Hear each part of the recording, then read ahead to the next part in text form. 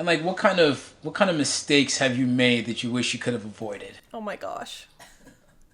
Because we've all been there, right? And sometimes, and the important part of this Yeah. really is collaboration. I Yeah. believe there's a lot. The world is huge. Yes. There's business out there for everybody, Everyone. and helping each other, accomplish our dreams is a great thing. So what mistakes have you made that you wish you could have avoided? Oh my gosh. I don't know where to start.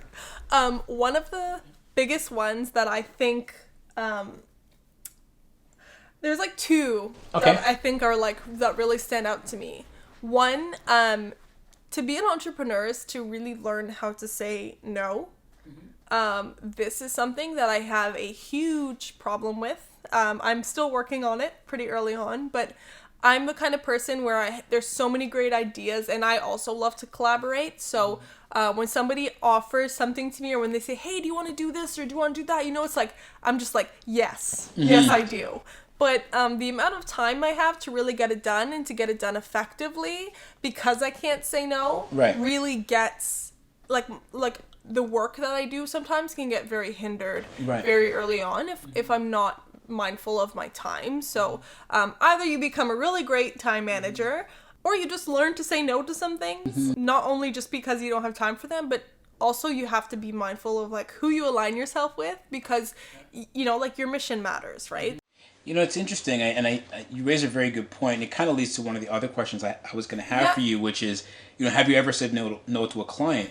But I think, especially in the beginning, we're so, for lack of a better term, we're so desperate to get clients and get motivating, and to be able to say, yes, I'm busy and I'm doing this and I'm doing that we say yes to so many other things that we probably shouldn't say yes to. And so, you raise a very good point, and I really take that in, and I think that's a cue for a lot of other people is don't be afraid to say no. Saying no doesn't mean that you're pompous and that you think you're better than other people. You honestly have to take advantage of all the time that you have, and sometimes you have to weigh out, is this worth my time, and what's the potential payoff? Yeah. So, as a segue to that question I was going to ask you is that, have you ever had to say no to a client? And if so, what kind of reasons did you have to say no? Yes, I've had to say no to a couple clients. And ironically enough, it's going to lead me back to my second point that I was trying to say. But the first one is that as much as I am a mental performance consultant, I am not a therapist or a psychotherapist or a psychologist. Right. So a lot of people who come my way, or who I kind of, I offer a lot of tips and stuff on my social media. They'll reach out and they'll be like, hey, can I work with you on such and such? But any mental health related issues are actually not within my scope of practice. Okay. And so therefore, sometimes I have to say no when the problem is, or when the concern is a little bit above my scope. The other reason was actually because it's so interesting, because the more talks I have, the more I think we've had a conversation about this, but like cutting out the middleman. Oh yeah. A lot of people want to do things that you're kind of already capable of doing on your own. It's just that sometimes you really like shortchange yourself, and that is, I think, my second biggest mistake also. So this comes back full circle. But like, to kind of give your services away for less than they're worth is not necessarily something that I would encourage people to do. And again, this comes at the cost of collaborating, which again, collaboration is a great thing. But again, if the trade-off is not really something that's good for you, that's also something that I've had to really just be mindful of, and really say no to when it comes to certain things. Like, there's nothing that they're offering that I can't already do for myself. Mind you, it's a little bit more work, so you do have to weigh out the pros and cons of things like that. But I mean, even people that I speak to that are like my very close friends, that like, really, Naomi, like just cut the middleman out. Like you don't need that, right? So ironically enough, yes, I've had to say no plenty of times, and like sometimes I really have to remember like not to shortchange myself. So what kind of advice would you give to someone thinking about starting their own business? What would be one solid piece of advice you would give, if you could think of something? The first thing I literally want to say is just go for it. Like, you don't need to wait to be able to do something. And I think the really the really interesting thing, and I don't want to say it's a mistake on my part because I loved that I just jumped right into it, but had I had a chance to do it again, I think I would have actually gotten something part-time or started building my business up a little bit slower. Like I went full tilt and just, I'm like, you know what, I'm just going to give my all to this thing for as long as I can. And I think you still have to support yourself at the end of the day. So for those people who are looking to become an entrepreneur, it's not impossible. It really is. And the big thing that I would just say is just to make sure that you have a means to sort of support yourself and don't be afraid to start slow.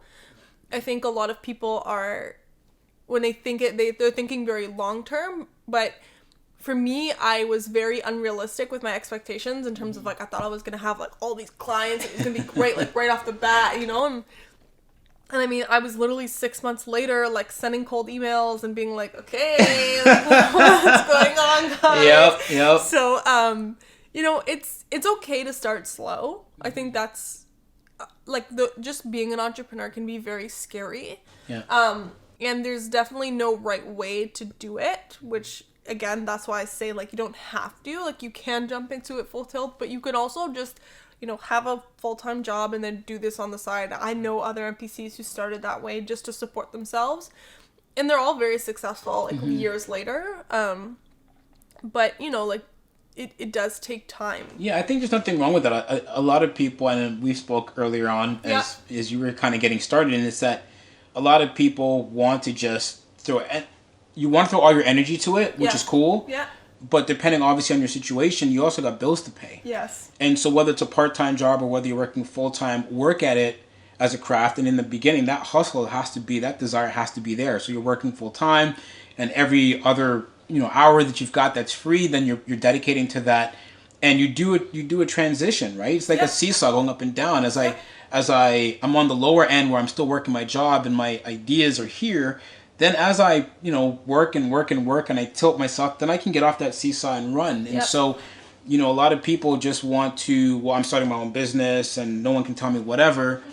You got bills to pay. So, I mean, if you're fortunate enough to be in a situation where you live at home with mom and dad, or you're in a situation where you don't really have to worry about rent, as an example, then so be it. But definitely not be afraid to have a full-time job or a part-time job while you're compensating for the hours and the money that you're not making on the entrepreneurial side. Yeah. But I think that's a key step that a lot of people miss. You know what I mean? Yeah, and like it's gonna take time. Like again, I was very unrealistic in mine, and I'll be very honest because like I was so excited. I was like, I got my master's, like I'm qualified, you know what I mean? Like somebody find me somebody, to consult with, and I was really excited. And again, like it was very discouraging. Like there were some very hard days, and we talk about it all the time, but imagine just like I'm telling you 6 months of like sitting down at the table, like sending email after email and like nothing.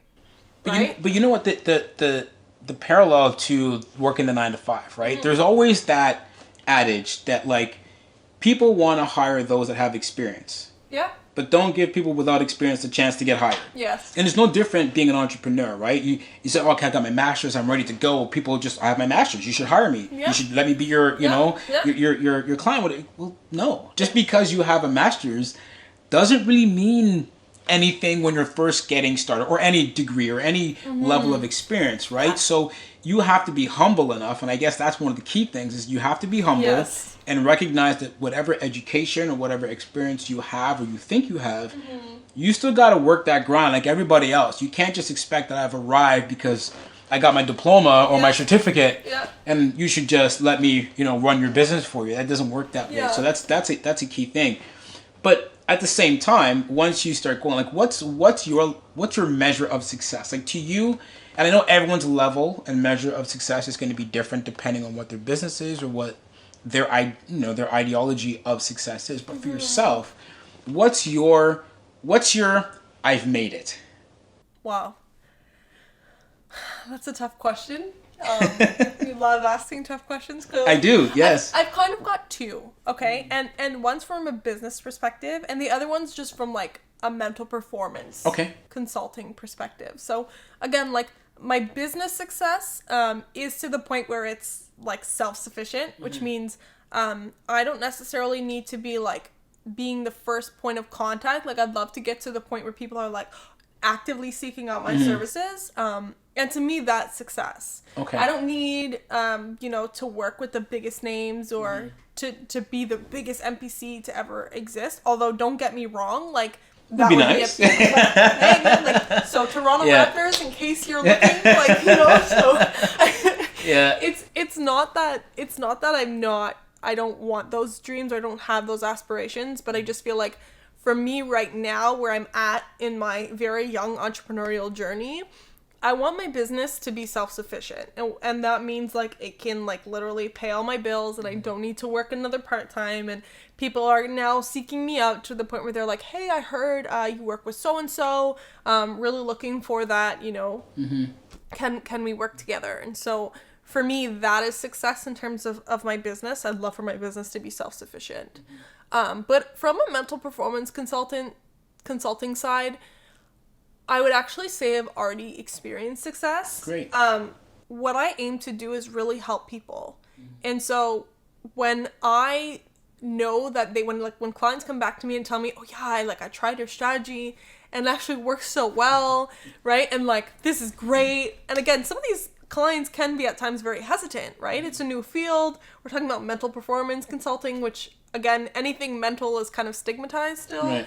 So, it can be like, there's some hesitancy at first and they're like, oh yeah, okay, I'll try this.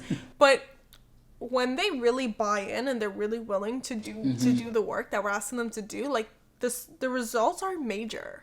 And it's so funny because it's like, I'll see them like 1 week and then the next week and then it's like night and day and they're like, yeah, okay. And then they're like, oh my gosh, Naomi, like your strategy totally worked. And like, this was really great. And I'm like, I'm just happy that, like they're seeing the result of like the work that they put in. Right. Really. Because honestly, like you can never force anybody to do anything. I tell this to everybody I work with, like right up front. Like, I'll never force you to do something. This is a collaboration. I have the skills. You know yourself better than anybody else. Right. We've got to work together to figure out like how we get you over this hump or how we take it to the next level or how we reach for those goals that maybe you feel you're not sure if you can reach or maybe you're doubting, right? So for them to really apply those strategies and to use those things and then to see the results and like basically the fruits of your labor, that's success to me. And that's happened many times. Like, this is literally why I do what I do. So I do experience success pretty like regularly. But I am, from a business standpoint, still working towards that success on a more regular basis. Great. And, as we started off this conversation, I mentioned, of course, my channel is really about motivation, inspiration, and all that kind of stuff. So my question to you, maybe one of my final questions for you is really about what is your biggest motivation to keep going? Maybe it can be broad. What's your biggest motivation, or what's your biggest motivation to help you continue day in and day out putting in the hard work to run your business? I honestly still think it's kind of similar. It's really making the difference and bringing these skills to the forefront. So a little bit of backstory about me. I was a basketball athlete. I was a basketball player for, oh my God, I don't want to give away my age, but like I've been playing since I was 10. And I had the wonderful opportunity to play both in college at Champlain Regional College for the Cougars, and then again at Bishop's University. But during my time at Bishop's, I actually found I was really struggling towards my last couple of years, and I wasn't really sure what was happening. And again, this is why you kind of saw that maladaptive perfectionism. This is where it came in, because I actually had it. And I argue I probably still have it, but I've kind of working towards becoming more adaptive. Right. But it really actually led me to become very depressed, and I actually fell into this huge depression, and I didn't really know what was happening to me until I actually took a sports psychology course.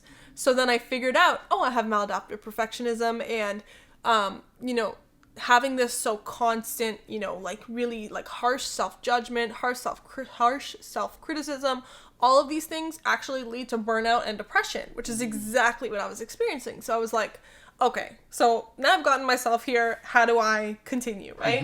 To get myself out of this hole.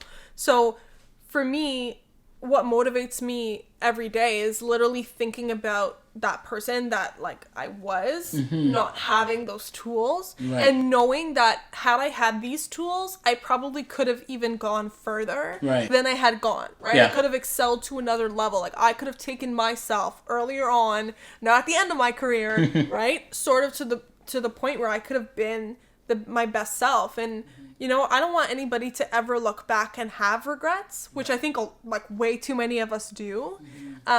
I really want people to know that they gave it their all, that they put their best foot forward, that they became the person that they wanted to be. And not only for, of course, let's use the example of sports, right? Like, yes, you're going to be a great athlete, but you're also going to be a way better person. Right. Like, you are going to be so prepared when you leave your field of play or when you leave your performance like environment, that you are going to be able to cope and overcome so many more strategies. Right. So I love like knowing that, you know, no matter how hard it is at times and no matter how much like struggle and turbulation there is, like at the end of the day, like I'm helping people become better people. Right. And to me, that there is nothing more motivational than that. And that's completely awesome. And I don't think, even thinking about things that I do in my channel, I don't think I could even put it in those words. Those are really powerful words. And I think in a world where there's a lot of people that are very selfish,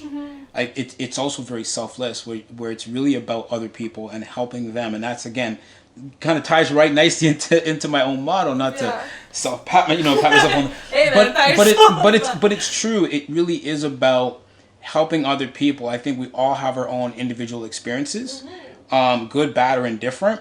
But when we can take what we've been through and apply it and let other people sort of learn through our experiences and help them achieve their better version of themselves, I think is very powerful.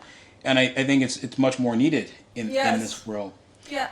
So my last question for you, or my last opportunity for you, is really, I want you to kind of help us wrap this up. I want to know a little bit more about where people can find you. I know you're all over Instagram. I know you got your website. So how is it people can find you? For those that might be watching this video and say, hey, you know what, I need to reach out to Naomi, how would they best reach out to you? Yes. Either my Instagram, it's at Naomi James _MPC. That's like M like mouse. Some people typed N sometimes. Or via my website. I have an email. It's Naomi at naomijamesconsulting.com. My website is naomijamesconsulting.com. So please feel free to jump on there. I have all my contact information on there, but I'm always on Instagram. Also, feel free to follow me. I have tons of tips and tricks that I offer pretty regularly to my followers. So those are really the two best ways to get in touch. Awesome. So we'll make sure that we definitely put those links yes. in the video and in the video description. Yeah. You know, it's been an absolute pleasure. It always is sitting with you and speaking with you. And I'm really happy that as we said in the beginning, you're the very first in this series. And you know, you've always been very open to come and to speak, and I love that. And so I hope that, I know I've taken away a few things, and I hope that the viewers have taken away a few things. I just want to thank you again for coming on your busy schedule to come see me and do this shoot. So thanks again for everything. Yes, thank you so much for having me. It's been awesome. I love being here.